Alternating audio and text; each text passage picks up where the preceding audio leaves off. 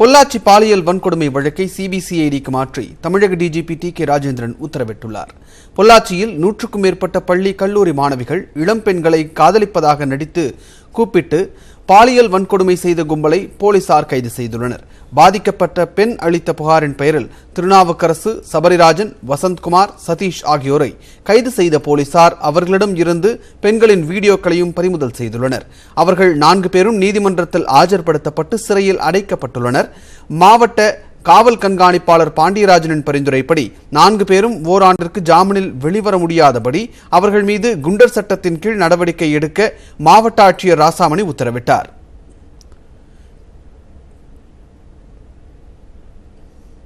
பொள்ளாச்சி பாலியல் வழக்கில் சம்பந்தப்பட்ட 4 குற்றவாளிகள் மீது குண்டர் தடுப்பு சட்டங்கள் நடவடிக்கை எடுக்கப்பட்டு ஆணை பெறப்பட்டுள்ளது.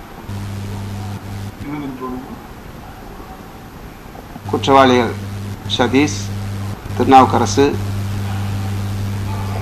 சபரீஷ் மற்றும் வசந்தகுமார். இதனிடையே தமிழகத்தையே அதிர்ச்சிக்கு உள்ளாக்கியுள்ள பொள்ளாச்சி பாலியல் வழக்கு விசாரணையை சிபிசிஐடிக்கு மாற்றி டிஜிபி டி.கே. ராஜேந்திரன் உத்தரவிட்டுள்ளார். இளம் பெண்களை துன்புறுத்தி ஆபாச வீடியோ எடுத்த விவகாரத்தில் விசாரணைக்கு சிபிசிஐடிக்கு மாற்றப்படும் என்று அவர் தெரிவித்திருக்கிறார்.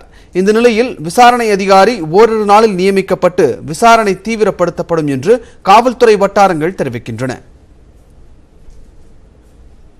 இதனிடையே பொள்ளாச்சியில் திமுக எம்பி கனிமொழி தலைமையிலான போராட்டத்திற்கு அனுமதி அளிப்பது குறித்து பரிசீலிக்கப்படும் என கோவை மாவட்ட காவல் கண்காணிப்பாளர் பாண்டியராஜன் தெரிவித்துள்ளார்.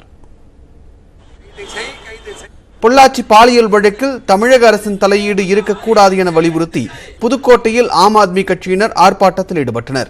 புதுக்கோட்டை காந்தி பூங்காவில் நடைபெற்ற ஆர்ப்பாட்டத்தில் பாலியல் வழக்கில் தொடர்புடைய அனைவர் மீதும் பாரபட்சமின்றி நடவடிக்கை எடுக்க வேண்டும் என்று வலியுறுத்தினர்.